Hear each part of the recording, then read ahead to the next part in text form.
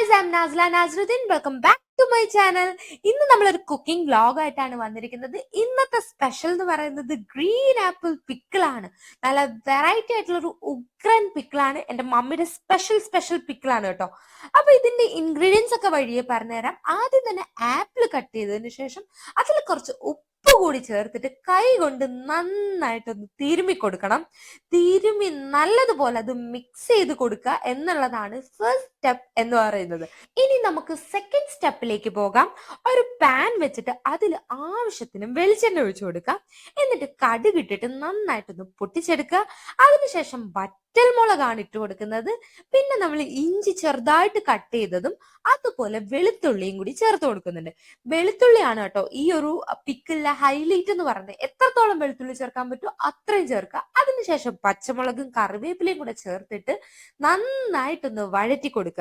ആ ഒരു പച്ച ചൊവയൊക്കെ മാറുന്നത് വരെ നന്നായിട്ട് വഴറ്റി അങ്ങോട്ട് എടുക്കുക. നമ്മുടെ മിക്സ് നന്നായിട്ട് വഴഞ്ഞു വന്നിട്ടുണ്ട്. ഇനി നമുക്ക് പൊടികൾ ചേർത്ത് കൊടുക്കാം. മഞ്ഞൾപ്പൊടി ചേർക്കണം. അതിനുശേഷം മുളക് പൊടി നമ്മുടെ എരിവിനൊക്കെ ആവശ്യത്തിന് അങ്ങോട്ട് ചേർത്ത് കൊടുക്കാം കേട്ടോ.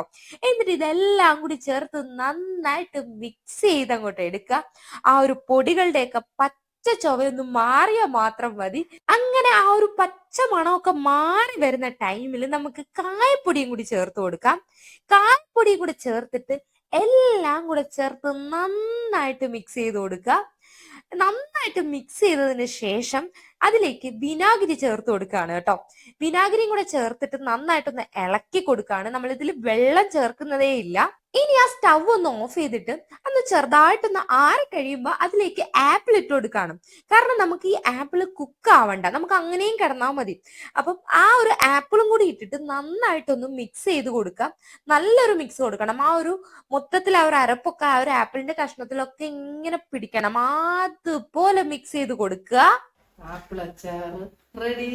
അപ്പൊ ഇതാ ഇത്രേ ഉള്ളൂ. സിമ്പിൾ ആയിട്ടുള്ള നമ്മുടെ ടേസ്റ്റി ആയിട്ടുള്ള ഡിഫറെന്റ് ആയിട്ടുള്ള ആപ്പിൾ പിക്കിൾ ദാ റെഡി ആയിട്ടുണ്ട്. അപ്പൊ എല്ലാവരും ഇത് ട്രൈ ചെയ്ത് നോക്കുക. നമ്മൾ എന്നിട്ട് ഇതൊരു ബോട്ടിലേക്ക് സ്റ്റോർ ചെയ്ത് വെക്കുകയാണ്. നമുക്ക് ഇൻസ്റ്റന്റ് ആയിട്ടും ഇത് യൂസ് ആക്കാം. പക്ഷെ ഒരു 2 ദിവസം കഴിഞ്ഞാൽ ഇതിന്റെ ടേസ്റ്റ് എന്ന് പറയുന്ന വേറെ ലെവലാവും.